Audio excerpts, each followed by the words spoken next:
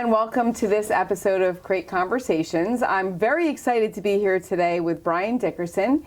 He is our code enforcement supervisor here in Brick Township. And I know before you hit pause or you switch channels or whatever, you're thinking code enforcement, why am I watching this?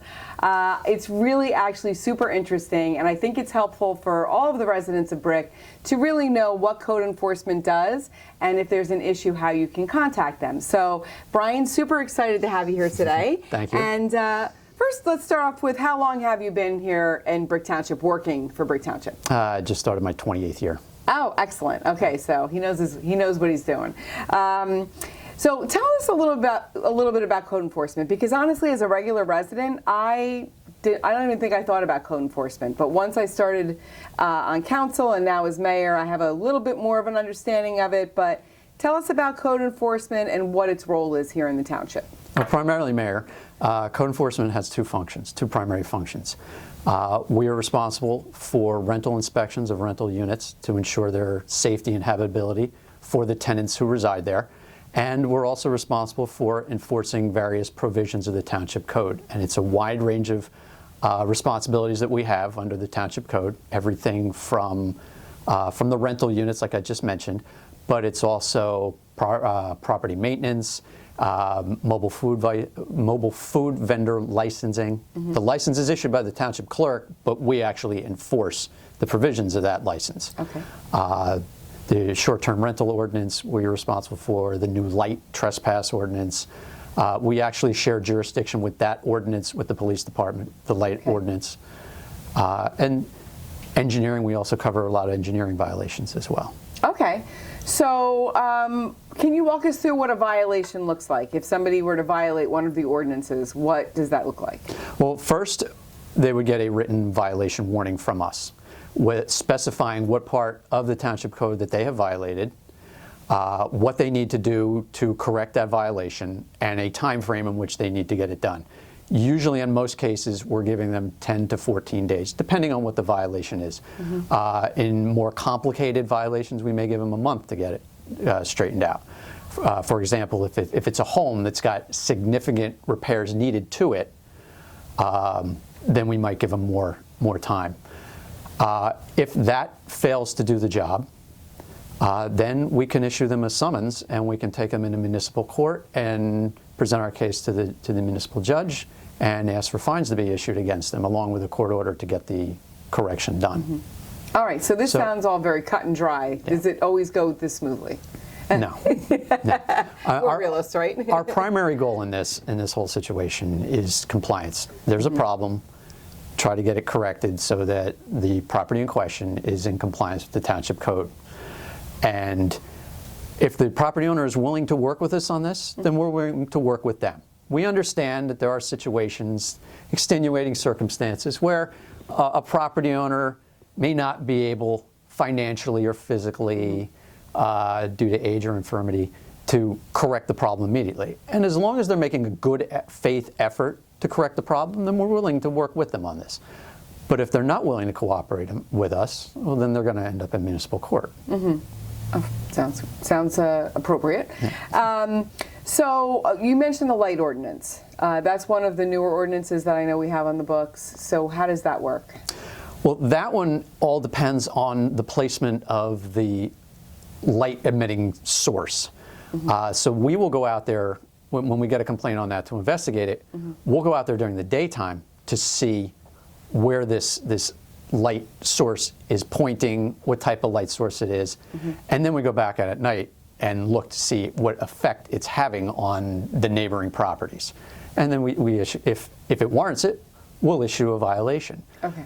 It may be as simple as the property owner who owns that light source just tilting it more downward. Mm-hmm. Most people have been pretty good with this, that if we tell them there's a problem, that they'll make a good faith effort to correct it. Yeah, I think you had mentioned that when the ordinance was first introduced, I think there were a lot more calls on it, and now it seems to have... It has tapered off. Yeah, so I think people have figured out, okay, I don't want to be beaming a light into my neighbor's property. And this is one where we share jurisdiction with the police department. Mm-hmm. So we both can enforce that ordinance. Great. Okay.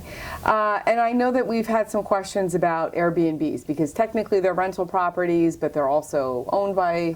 They're a little bit different than regular rental properties. So what is the deal with those? Well, in Airbnbs and Vrbo and these other websites where you post your home for rental, the internet has made this very popular, and there's a lot of properties in Brick that are property owners who are taking advantage. That's the wrong term to use. That are using this service, correct, to raise some extra money for them on their property. We're not opposed to people using Airbnb, but there's certain requirements that they have to follow in order to do it and meet the requirements of the Township Code. So if you're on the Barrier Island, you can't rent for less than 7 days. If you're on the mainland, you can't rent for less than 30 days. Okay. And every time on the mainland, if you're renting, every time you change tenants, you have to get another rental inspection. Because we have to make sure that the new tenant coming in there, that the home is still safe for them. Exactly. Yeah. Because the whole point of this is safety, correct? It's not, we're not trying to be invasive in other people's lives or their properties or anything, but a lot of times most of these violations have to do with safety, correct? Right. Because when we go into a rental property, we're primarily looking for safety issues, and we're looking at the utilities and the appliances. We want this rental unit, whether it's being rented for a week or whether it's being rented for 3 years, we want it to be a safe, functional place for that tenant. We're looking for fire extinguishers, working smoke detectors. We're looking to make sure that the utilities are functioning, the water, the electricity, the natural gas, if it's natural gas, that the appliances are all working, that the doors and the windows function, so in the event of an emergency, the tenants can safely get out if the primary means of egress is blocked. Okay. And we give the landlords a checklist of what we're looking for before we come out there. It's not a surprise. Right. We want them to be prepared. We want them to pass so that their tenants are living in a safe, habitable space. Right. But if they're not in compliance, then we're going to fail them, and they're not going to be able to rent that space until they get the deficiencies corrected. Corrected. And our role with rental properties does not stop with the issuance of the rental CO. So if a tenant's in there 6 months down the road and they're having a problem with the landlord over their water, or they're not getting heat in the middle of the winter, they can call code enforcement and we can act on their behalf to get that problem corrected if the landlord is not taking action. Interesting. Okay. We can issue violations. We can take them to court. If there's no heat in the middle of winter, we can take them to court to get that corrected. Oh, that's really good to know. So I know you brought some statistics for us because I love statistics, I love numbers, and I'm just curious what's been going on this year statistically with regard to code violations here in Brick Township? Well, violations, so far we've gotten about 535 complaints. Okay. And we've initiated investigations on them. We've also issued, based on those complaints, about 1,200 violations. Wow. Now, most of those violations are not going to end up in court because most of the people who get the warnings are willing to work with us on this. And a lot of times it's simple ignorance. They ignorance of the code. They don't know that they've caused that they've violated the code. So once they become aware of it, they make a good faith effort to correct the problem. And as I mentioned, we also do rental inspections. So between rental inspections and complaint investigations and other investigations that we've initiated on our own, we're talking almost 1,900 inspections we've done to date. That's a lot. And how many people do we have working in that? We have a total of 4 code officers, myself and 3 other officers, and 1 administrative support person who also helps us with the rental inspections. So it's 4 people essentially for the most part, and 1,900 things that you've done. I'm not doing the math on that, but it's a lot. It's a lot, yeah. So huge credit to your department for working as hard as you do.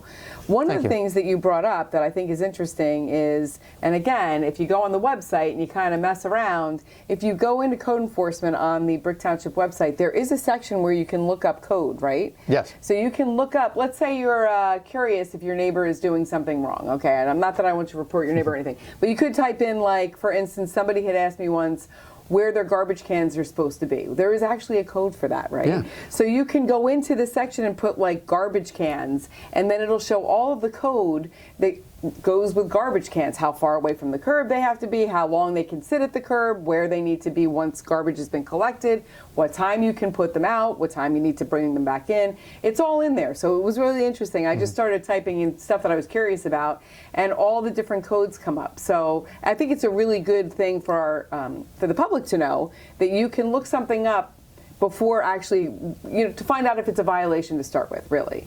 Right? So you can kind of do that investigation on your own. Is there anything else you want to share with us about what code enforcement does, or something that you think the public needs to know about code enforcement?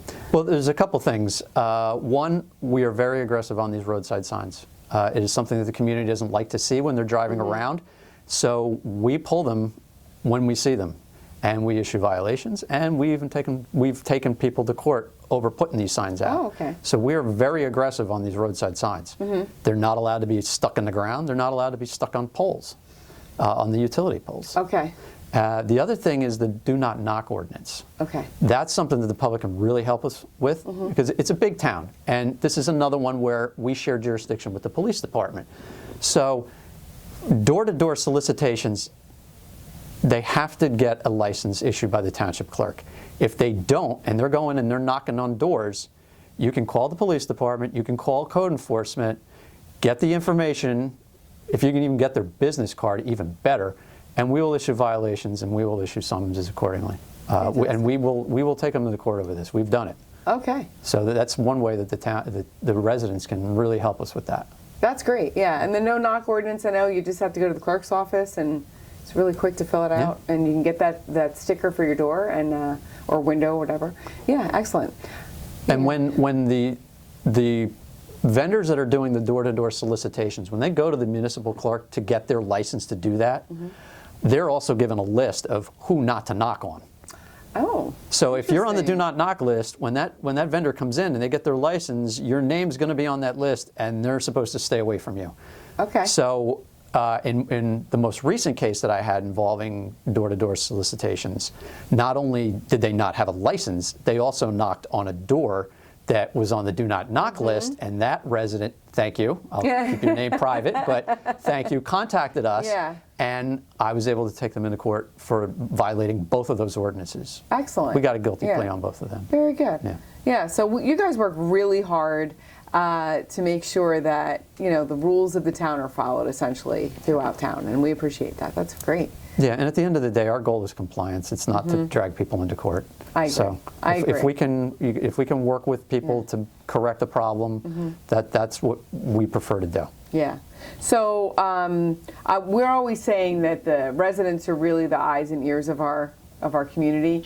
And although code enforcement is out, and if you're out and you see a violation while you're out, or you're at a violation and you see another violation, then you take care of that on your own. But if you're in a neighborhood where something is happening and you know it's a clear violation of our code, then it really is incumbent on you as a resident to please help us by reaching out. And how can a resident reach out if they're concerned about something going on in their neighborhood with regard to code? Well, they can email us through the township website, or they can call our code enforcement number. Okay.